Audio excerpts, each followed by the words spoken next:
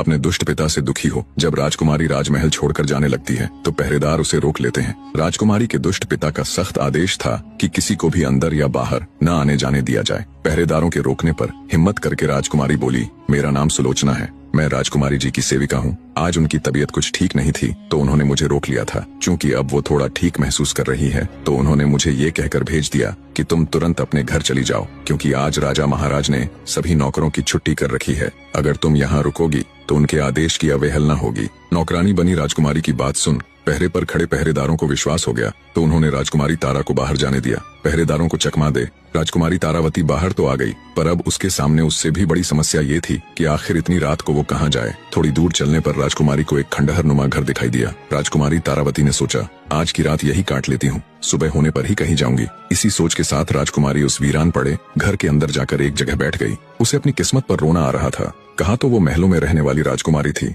और कहा अब अपने उस दुष्ट पिता के कारण खंडहरों में रात काटनी पड़ रही है। ऐसे ही बैठे बैठे उसकी रात कट जाती है। जब सुबह का थोड़ा उजाला दिखा तो राजकुमारी फिर से चल पड़ती है। उसे इस बात की चिंता भी थी कि अगर उसका दुष्ट बाप उसके कमरे में आया तो उसके वहाँ न मिलने पर उसकी खोज शुरू हो जाएगी। इसलिए वो जल्दी से जल्दी जितनी दूर हो सके जाना चाहती थी। राजकुमारी तारा पूरी तेजी के साथ दिशाहीन आगे बढ़ती जा रही थी। इधर जब सुबह हुई तो जैसा राजकुमारी ने सोचा था वैसा ही हुआ। राजा मदन पाल सुबह होते ही उसके कमरे में आया। जब उसे वहाँ राजकुमारी नहीं मिली तो उसकी छाती पर तो सांप सा लेट गया। पूरे महल में राजकुमारी की तलाश की गई पर वो कहीं नहीं मिली। मिलती तो जब वो वहाँ होती। निराश राजा मदन पाल हाथ मलता रह गया। चलते चलते राजकुमारी तारा जब थक गई तो पास ही दिखाई दे रही एक नदी के किनारे थोड़ी देर विश्राम करने के लिए बैठ गई। प्यासी राजकुमारी जब नदी से पानी पीने लगी तो उसे पानी में अपनी परछाई दिखाई दी। परछाई देख उसे अपने सुंदर रूप से घिन आने लगी। सोचा ऐसा रूप किस काम का जिसे देख अपने ही हैवान बन जाए। अगर वो कुरूप पैदा हुई होती तो शायद उसे आज ये दिन ना देखना पड़ता।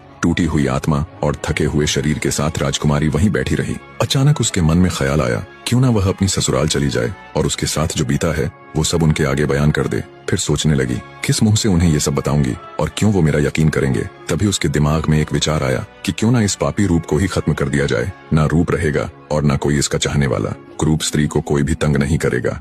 इसी सोच के साथ राजकुमारी तारा ने अपने पूरे शरीर पर कालिख पोत ली